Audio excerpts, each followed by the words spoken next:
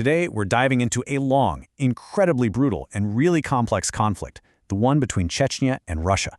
It's a story of resistance, absolute ruin, and this unquenchable thirst for freedom.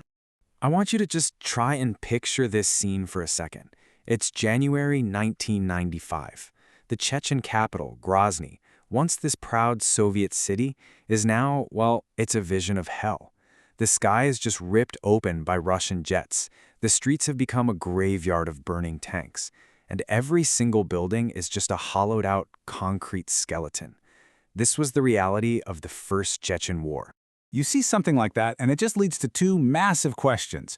First, how in the world did a tiny mountain republic manage to completely humiliate a nuclear superpower? And second, what is it about this place that has fueled centuries of just brutal, seemingly endless war? Let's try and unpack that. Okay, so let's start with the first part of this story, the absolutely astonishing First Chechen War. I mean, this was a true David versus Goliath showdown.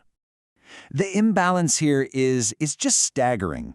You've got Russia on one side, a nuclear-armed state with this massive professional army, and on the other, a tiny, unrecognized little republic in the mountains with a fighting force of determined guerrillas. On paper, this whole thing should have been over in a matter of hours.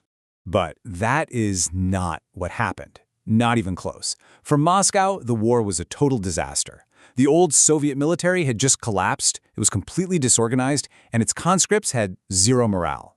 But the Chechens, they were fighting on their home turf, for their homes, and they were fiercely motivated.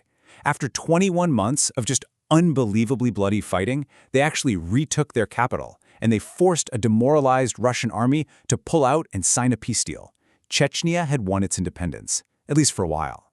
So to understand how they pulled that off, we actually have to go way back. You see, the 1994 war, that wasn't the beginning. It was just the latest explosion in a conflict that had been simmering for centuries. We really need to look at the deep, deep roots of this resistance.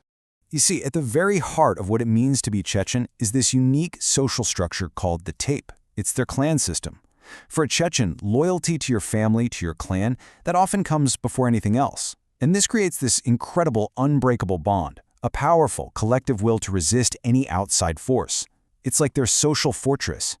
And when you look at their history, you see this repeating pattern of trauma and resistance again and again. It goes all the way back to the Caucasian War against the Tsars, which lasted for almost half a century. And it goes right up to the collapse of the USSR, which gave Chechnya that brief window to declare its independence. But there's one event on this timeline, that 1944 deportation, that stands out as the ultimate national scar. This brings us to 1944. Under the codename Operation Lentil, Joseph Stalin accused the entire Chechen people of collaborating with the Nazis. It was a completely baseless charge, by the way. He then ordered every single man, woman, and child to be deported from their homeland.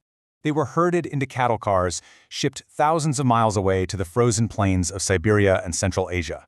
Up to a third of the entire Chechen population died from the cold, from starvation, from disease. So in their collective memory, this wasn't just a deportation. This was an act of genocide. And it cemented this eternal, deep-seated distrust of Moscow. Now, all of that history, all of that pain, it's what fueled their incredible victory in 1996. But here's the tragedy. The dream of independence, it turned into a complete nightmare, almost overnight. This next part explains how a nationalist struggle became something much, much darker. The Chechens won the war, but what did they inherit? A country in total ruins. There was no economy, no real central government, the state just collapsed. Warlords carved up the country into their own little territories, and the main industries became things like kidnapping for ransom, oil theft, and trafficking weapons. The country just descended into absolute chaos. You can really see this as a kind of tragic domino effect. Victory led directly to chaos, and that chaos created a vacuum that was quickly filled by radical foreign jihadists who brought money and a new global ideology. Veterans from wars in Afghanistan and other places saw Chechnya as the next big front, and this whole spiral ended with Chechen radicals invading the neighboring Republic of Dagestan, which gave Russia the perfect excuse to come back. And all this chaos just ripped the independence movement in two. It exposed this deep internal split. On one side, you had secular nationalists like President Aslan Maskhadov. All they wanted was an independent Chechnya. But on the other side, you had radical Islamists, like the warlord Shamil Basayev, who were dreaming of creating a huge Islamic state across the whole Caucasus region. This internal fight would end up crippling their cause. And that brings us to the final chapter of this story, for now at least. This is where a new, ruthless leader in Moscow enters the picture, with a brutal, but you have to admit, very effective strategy for Chechnya. The excuse for round 2 came in 1999.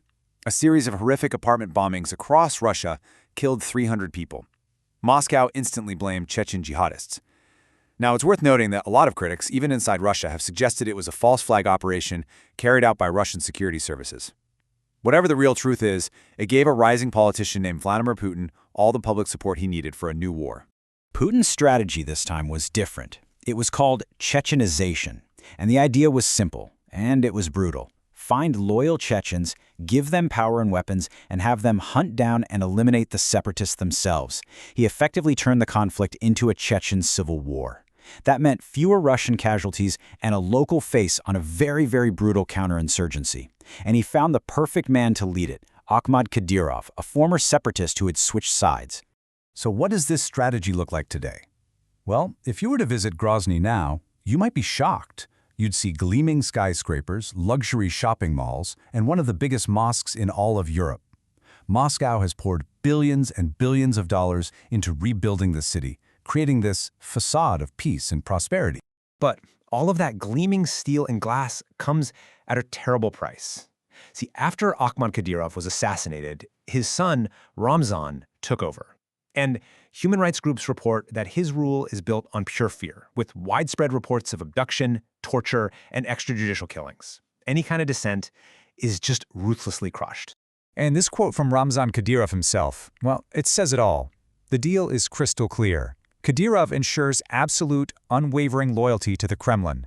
He keeps a lid on any and all separatism. And in return, Putin gives him unlimited money and the power to rule Chechnya like his own personal kingdom, completely beyond the reach of Russian law. Which leaves us right here, with this one final, haunting question. Has Putin actually solved the Chechen problem? Or has this century-old, unquenchable desire for freedom just been violently pushed underground, where it's silently waiting for the right moment to explode all over again?